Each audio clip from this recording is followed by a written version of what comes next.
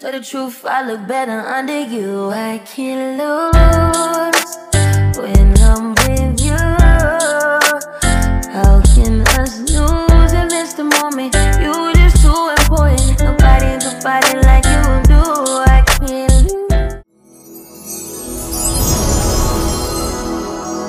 সাজেকের এই দৃশ্য না দেখতে পারলে সাজেক যাওয়াই বৃথা। তো কোন দৃশ্যের কথা বলছি সেটা একটু পরেই জানতে পারবে। তো আজকে হচ্ছে সাজেকের কোন কোন জায়গা ঘুরলাম সেটা তোমাদের সাথে শেয়ার করব। তো চলো পুরো ভিডিওটা শুরু করি। সো হ্যালো এভরিওয়ান, আসসালামু আলাইকুম। সবাই কেমন আছো? আশা করছি খুব ভালো আছো এবং সুস্থ আছো। আমরা আলহামদুলিল্লাহ অনেক ভালো আছি। চলে আসলাম আরো একটি নতুন ট্রাভেল ভিডিও নিয়ে।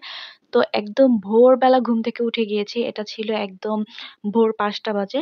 দেখতেই পারছো বাহিরে এখনো অন্ধকার, একটু একটু করে আলো ফুটছে কিন্তু মেঘে একদম ভরা। আর এই দৃশ্যটা দেখার জন্যই হচ্ছে সাজেকে আসা হয়। আর এই দৃশ্যটা যদি মিস করা হয় বা মানে না দেখতে পারা হয় তাহলে সাজেক আসাটাই একদম পুরা বৃথা। আর এই দৃশ্যটা দেখার জন্য অবশ্যই ভোরবেলা উঠতে হবে।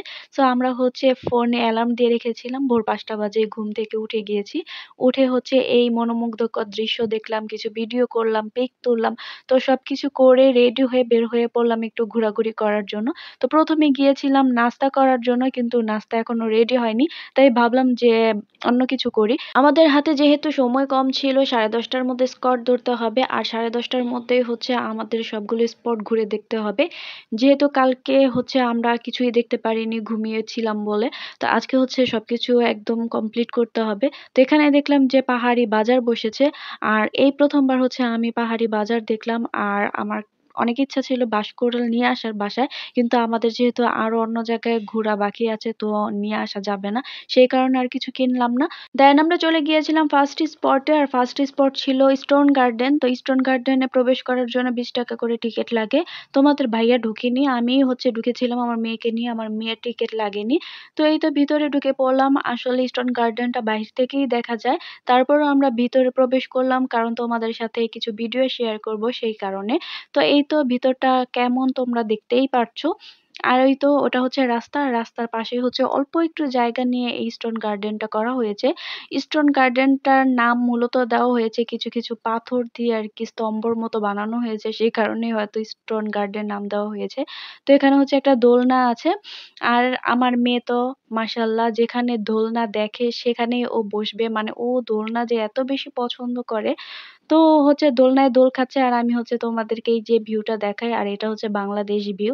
মাশাআল্লাহ ভিউটা এত বেশি সুন্দর, আসলে মোবাইল কতটুকু ক্যাপচার করতে পেরেছে সেটা আমার জানা নেই, তবে নিজের চোখে না দেখলে আসলে এটা এক্সপ্লেইন করা সম্ভব না।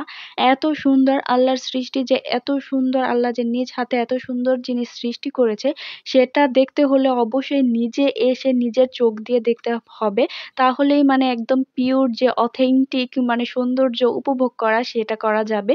তো আলহামদুলিল্লাহ আল্লাহর কাছে অনেক অনেক শুকরিয়া, আমাকে আল্লাহ এই সুযোগটা করে দিয়েছে এবং সামর্থ্য দিয়েছে, সেই কারণে আমি এখানে আসতে পেরেছি। তোমরাও চেষ্টা করবে তোমাদের সামর্থ্য অনুযায়ী কোথাও একটু ট্যুর দেওয়ার, কোথাও একটু ঘুরতে যাওয়ার। সেটা হচ্ছে 1 দিনের হোক বা 2 দিনের হোক বা 5 দিনের হোক, যেটা হচ্ছে নিজেদের সামর্থ্যে থাকে সেই অনুযায়ী কোথাও একটু ঘুরতে যাওয়া।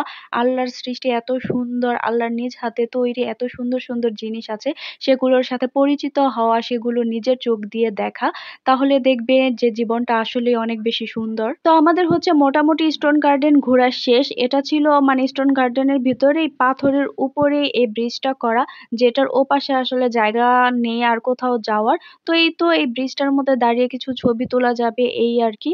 তো এখানে হচ্ছে আমার মেয়ে আমার 2-3টা ছবি তুলে দিয়েছে, যদিও বা ও যেমন পেরেছে তেমনই তুলে দিয়েছে। তো এই তো মা মেয়ে আর কি ঘোরাঘুরি করে বের হয়ে যাব, কারণ নেক্সট আরো জায়গায় ঘুরতে হবে।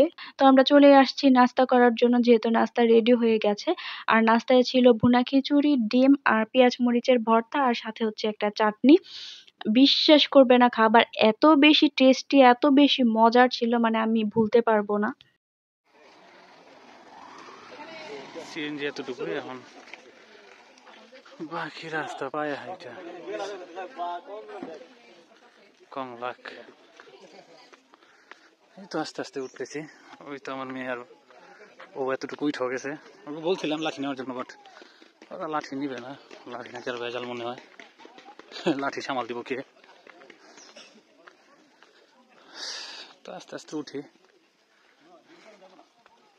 দেখি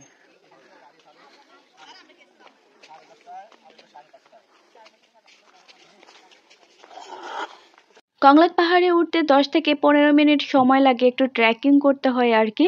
তো আমরা হচ্ছে উঠে গেলাম কংলাক পাহাড়ে। একটু কষ্ট হয়েছে, অনেক বেশি কষ্টও না আবার একদম কম কষ্টও না, মোটামুটি কষ্ট হয় উঠতে। তো এই তো উঠার পর ভিউ মাশাআল্লাহ অনেক বেশি সুন্দর।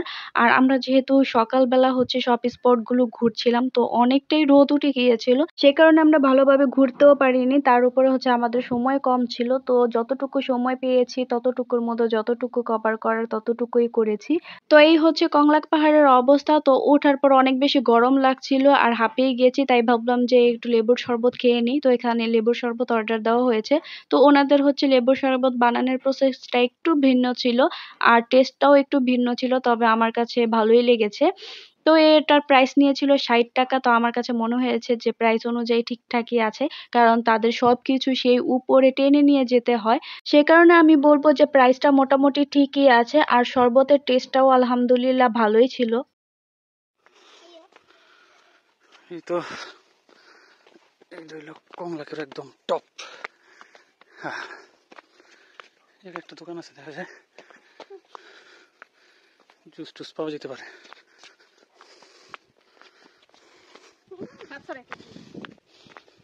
কত কিছু যে লেখা থেকে গেছে মানছে।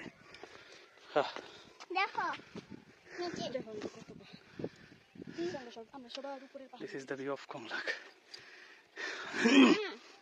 দেখো ওই যে সাজেক ওইটা টাওয়ার যেটা দেখা যাইতেছে, পাশে মিজোরাম। আরে তো বাংলাদেশ ভিউ। এটাই হচ্ছে কংলাক পাহাড়ের সর্বোচ্চ চূড়া। তো এরপরে আর কিছু নেই, তো এটাই হচ্ছে একদম লাস্ট। কংলাক পাহাড় থেকে বের হয়ে নেক্সট আর কোথায় কোথায় ঘুরলাম সেটা নেক্সট ভিডিওতে শেয়ার করব। সে পর্যন্ত সবাই ভালো থেকো, সুস্থ থেকো, আল্লাহ হাফেজ।